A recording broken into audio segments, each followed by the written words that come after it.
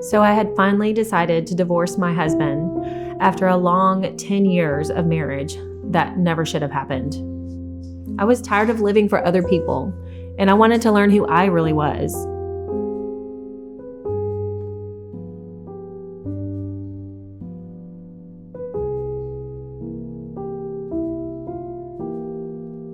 I didn't know who I was because I had never had the opportunity to explore my own interests. In the witness religion, caring about yourself too much was considered selfish and unimportant. Spending too much time with hobbies or education was wasteful when you could be spending that time doing God's work, which really means doing whatever the leaders tell you to do. But divorce is forbidden in the witness religion. And I knew this meant I would have to finally face up to my mother and tell her I wasn't going to be a Jehovah's Witness.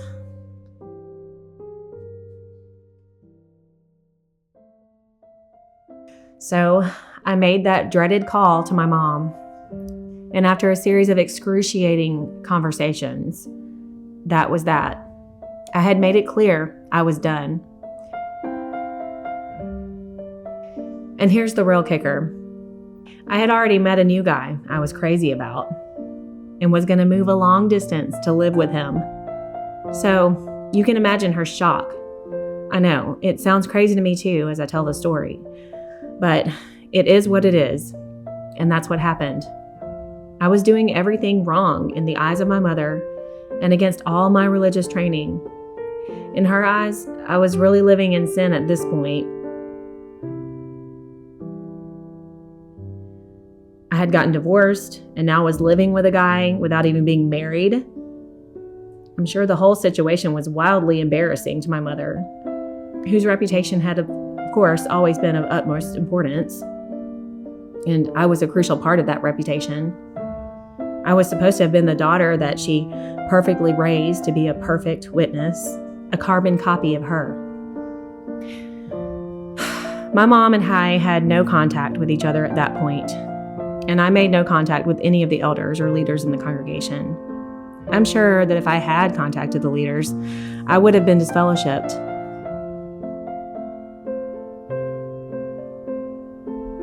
But I had no interest in talking to them. I just didn't feel that as an adult, I owed them anything or any explanation of my decisions.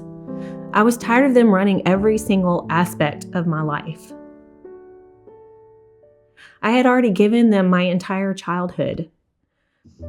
I wanted the freedom more than anything to run my own life and to not be under the constant scrutiny, judgment, and control of others. I decided that if I was going to be killed in Armageddon anyway, that I may as well live to the fullest in my own authentic way while I could. Well, it wasn't long before my mother sent me a letter quoting a whole bunch of Bible verses and informing me that even though I hadn't officially been disfellowshipped, she would no longer speak to me, except for in unusual and necessary circumstances.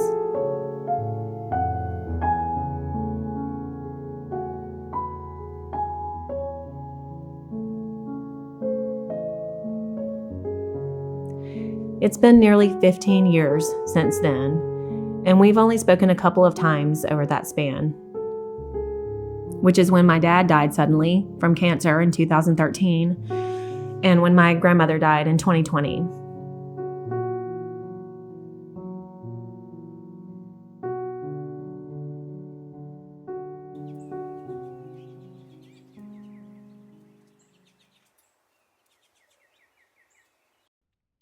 I have 2 children now and am married to the man I truly love.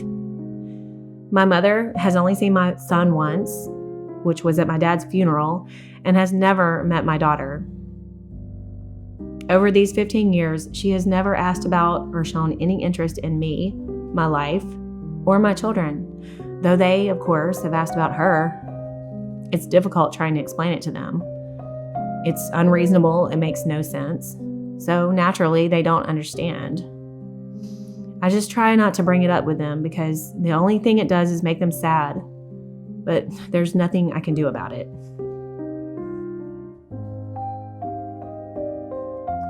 Conditional love. is the only thing I've ever received from my mom and from this religious cult. It took me a long time to realize that what I grew up in was, in fact, a doomsday cult, and that my mother didn't truly love me. This religion has sufficiently brainwashed her such that she doesn't even know what real love is. Her definition of love is conditional upon me serving this religion. She truly thinks she is doing what is right and best. Actually, becoming a mother myself helped me realize with even more clarity just how toxic and abusive this religion is to children. Understanding what true love feels like for your own children, I just couldn't imagine putting them through the life I went through, and I just could never do that to them.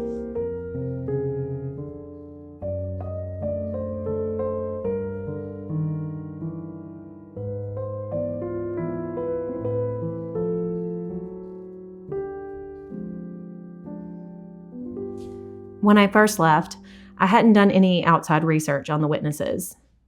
It was actually a few years after I was married to my second husband, the father of my children, that I started searching to see if there were others out there like me, speaking openly about their experience. Up to this point, I had believed that I was just miserable as a JW, and I just didn't have what it took to be one. I had also been taught never to listen to anyone speaking out against the religion. These people were called apostates, which in their eyes are akin to Satan the devil himself. To the witnesses, apostates are worse than worldly people, far worse.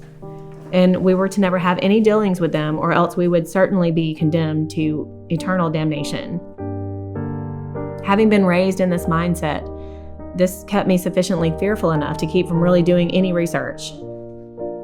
I was hesitant about listening to people who might be considered apostates, but I was also eager for answers to some of the questions I had had since childhood that I had known instinctively were problematic for the witnesses. So eventually the curiosity got the best of me, and I mustered the courage to look.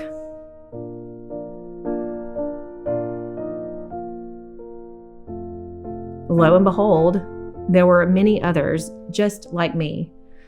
And I came across channels like JW Thoughts and Lloyd Evans, who used simple logic and the witnesses' own literature to break down the problems with their teachings and policies.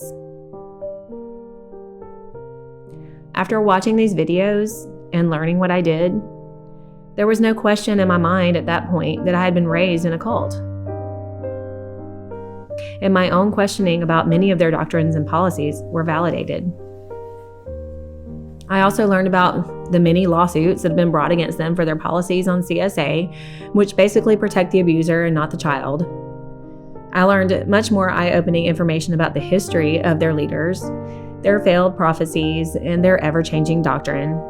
I could go on and on about what I learned, but the bottom line is that I'm glad I went ahead and researched. I got over my fear of apostates, and I'm so much happier for it.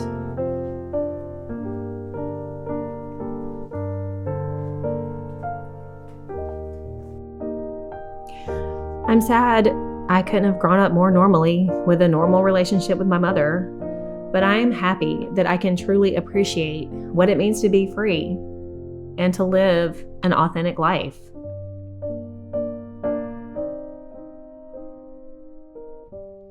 I can also appreciate that if my life had not gone the way it did, I would not have found my husband, and our two beautiful children would not be here.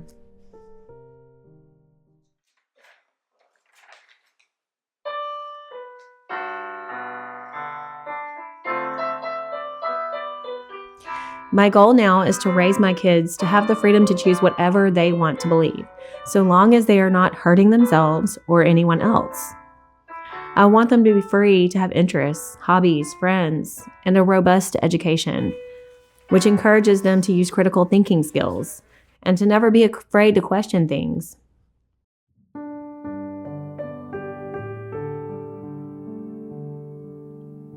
As for myself, I'm proud to say that I did get my bachelor's degree, and I'm continuing to nurture the talents, skills, and interests that I've always had but couldn't fully pursue growing up. But most of all, I'm enjoying not having the weight of the world on my shoulders. always feeling judged, bullied, and scrutinized while constantly worrying about the end and keeping away from worldly people.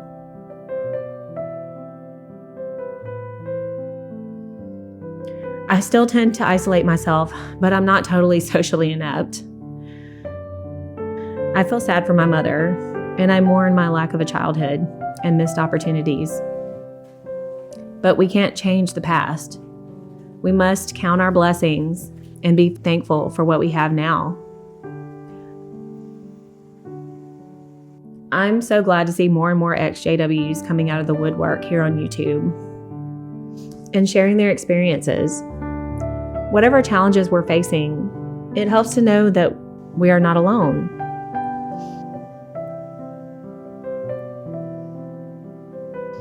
I will talk more about my JW experience if people are interested. I tried to make this as condensed as possible, but there are so many more details and sub-stories I could share if people want to hear. But I'm signing off for now. Thank you for listening.